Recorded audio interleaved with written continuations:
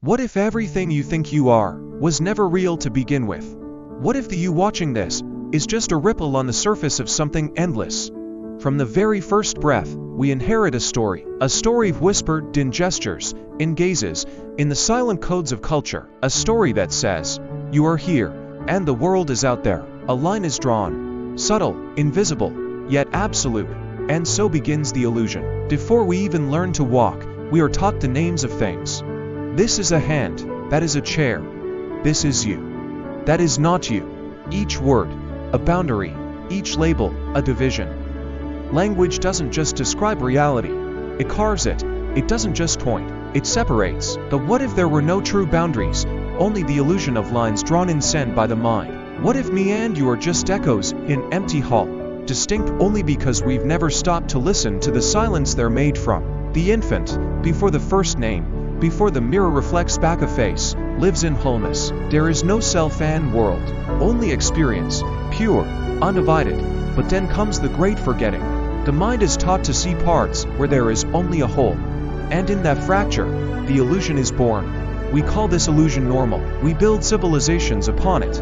But beneath it all, something ancient stirs. A memory, a pull toward wholeness, toward the unspoken truth that there was never a separation to begin with, only a misreading of silence. The idea of I is perhaps the most convincing fiction ever written. So persuasive that it doesn't feel like a story, it feels like truth. We carry it like a name tag etched into our soul. I am this body.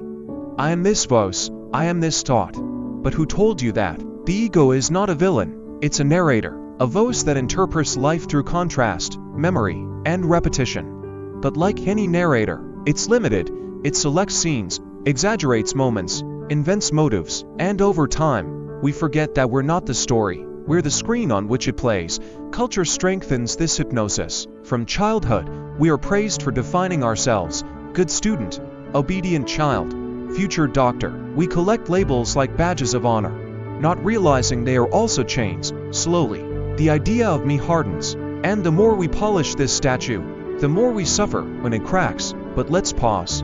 When you say I feel sad, who is the I that possesses sadness?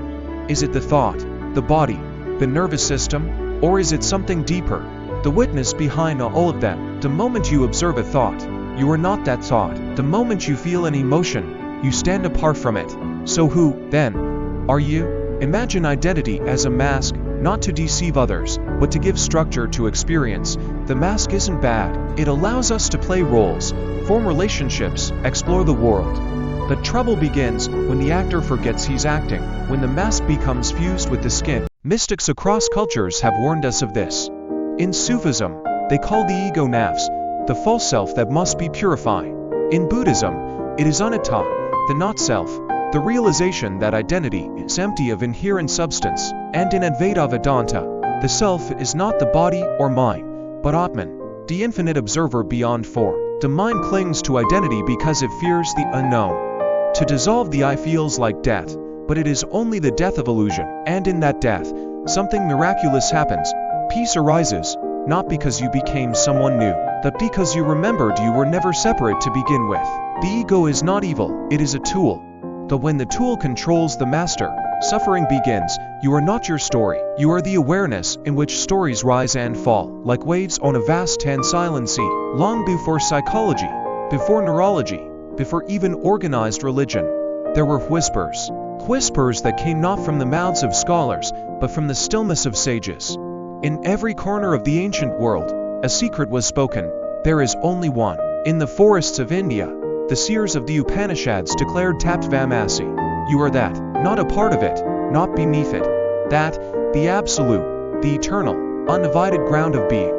Across oceans and centuries, Lao Tzu stood beneath the silent sky and spoke of the Tao, the way that cannot be named. Not because it is hidden, but because naming it splits it in two. The Tao is not a concept. It is the silent rhythm behind all movement, the invisible thread between opposites. And in the spinning circles of Sufi dervishes, we find the same secret again. La ilaha illallah. There is no God but God. But listen closely. This is not merely devotion, it is dissolution. There is no I and God. There is only being, spinning in and as itself, in love with its own essence. These traditions never met, They arose on different continents, in different tongues, yet they echo the same knowing, that the self is not separate, and the world is not other. Each tradition wraps the truth in symbols, Shiva and Shakti, Yin and Yang, the beloved and the lover, only to tear those symbols down at the final step, because truth, when fully seen, is always paradoxical. You are not the body, and yet the body is sacred. You are not the world, and yet the world is your reflection. You are not the ego, but the ego was part of your dance. Nothing is you, and everything is. Oneness hides in opposites, that is the doorway, and only when you are willing to hold both sides of the cone in one hand, does the illusion of division dissolve into the radiance of unity. There is a magician more powerful than any stage performer, more subtle than any hypnotist. Her name is Maya, not a person, but a principle. The cosmic spellcaster, the divine dream we mistake for waking life. Maya doesn't lie outright, she simply rearranges the truth. She casts shadows where there is only light and draws borders where there are none. Under her influence, the ocean forgets it is water and believes it is a wave. Separate, temporary, incomplete. The illusion of duality is her greatest work. It is not a mistake of the world, but of the mind, because the mind thinks in pairs, light and dark, up and down, me and you. It cannot grasp wholeness. It needs contrast to comprehend, comparison to measure, division to define, and so it builds a map, tidy, clear, efficient. But tragically, false. Maya is not cruel, she is playful. She wants you to forget, so you can remember. She hides the truth in plain sight, in every inhale and exhale, in the moment between day and night, in the way your hand cannot touch itself, but knows it's there. Duality is the riddle she offers, and unity is the punchline. She makes you say I see the world, when in truth, you are not seeing. You are the world, observing itself through borrowed eyes. The self and the seen are not two. They are reflections caught in the mirror of awareness, but who holds that mirror? The answer cannot be spoken, because every word slices unity in two. But in stillness, in surrender, in that fleeting moment before thought arises, you feel it, not as an idea, but as a homecoming. To awaken is not to destroy Maya, but to see through her veil. To realize the curtain was always transparent. To stop asking, what is real, and start living as if there is no other. Because there isn't. Awareness does not speak.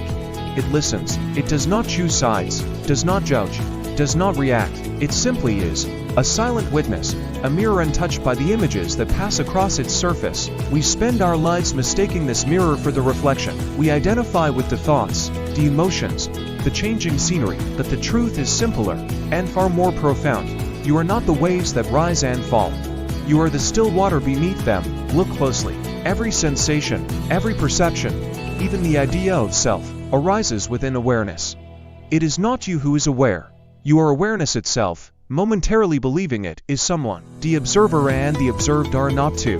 This is the core teaching across mystical traditions. When the mystic sees a flame, there is no distinction between the flame and the seeing of it. There is only the flame, experienced as itself through the body of the observer. You are not watching the world is happening in you. In meditation, this becomes clear. When thoughts come, you notice them, but who is the noticer?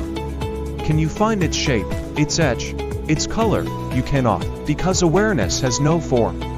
It cannot be observed. It is the act of observing. This is the mirror, not the glass in your bathroom, but the infinite clarity in which existence reveals itself. It reflects everything, joy and sorrow, light and shadow, but holds on to nothing. That is its purity, that is its power.